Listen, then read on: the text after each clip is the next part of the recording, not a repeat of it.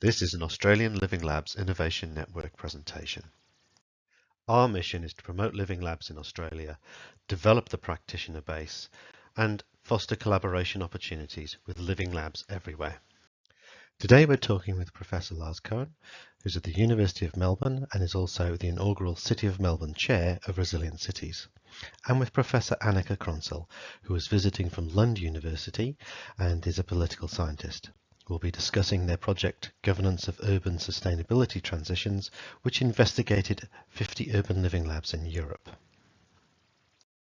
Local government or local municipalities? Yes, I've been taking that in this larger project of urban living labs. I've been taking that perspective to see, well, what does municipalities, what is their role? And I was interested in it because in some sense urban living labs were kind of perceived as outside regular urban governance, or more related to, let's say, marketization, privatization, or outside urban living governance. Urban governance, whether it's municipal or city or local or whatever we want to call it. But it turned out that from the cases that we looked at, we had 50 snapshots in the project, or have 50 snapshots, we found that in very many of the cases the municipalities were involved. I mean, there were of course some more like grassroots initiatives that they didn't have a role, but they were involved. So then we wanted to explore what is then the role of municipalities in this kind of experimental governance that is kind of special. In some sense, we could say it lies outside the jurisdictions of municipalities. It's not part maybe of their core concerns. So we wanted to look at that, and then we found that in the analysis that they had different roles. And we outlined 3 different roles, well, we can say 4.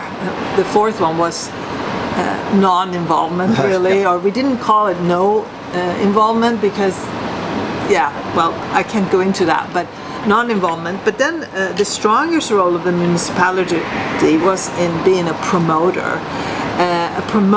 Actually of urban living labs. We could see this often through supporting funding, but maybe also applying for funding from other levels of government, and promoting often on issues that were a bit closer to their key areas, and that can of course vary a little bit between local governments. What are their core areas? I mean, Swedish municipalities have a lot of areas that they're responsible for, but we noted, for example, in the UK that municipalities has not such a strong role, right? So of course, what was core, it's different, and probably for Australia it is different as well. So they were sometimes promoters, but many times they were also enablers. So more like sitting back, thinking this could be good for the community, for the local, for the citizens to do this. So we'll enable it in different ways by supporting it, maybe providing some let's say buildings or land or something like this. But then we also saw that they sometimes could be more like partners. So they, together with other stakeholders like private businesses, other organizations, scientific organizations, for example, they went in more as a partner and had a partnership which with a very fairly clearly defined role. What was their role in this urban living lab? So the kind of conclusion that we make here is that the municipality can have very many different roles, and they can engage in various roles. So we can say that the paper that we've written on this then goes into all the snapshots and describes it in a little bit more detail, exactly examples of this, what they're doing. So I think that can be useful to understand new types of governance that we're seeing emerging in societies.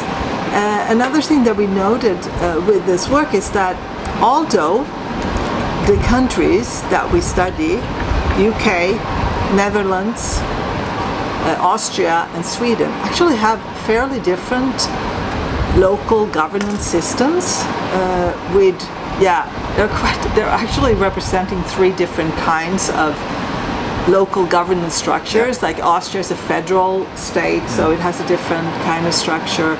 Netherlands, Sweden has a lot of local autonomy and is a bit neo-corporatist, so it's used to working with stakeholders, where the UK has this other form of decentralization, which is kind of more weaker local government.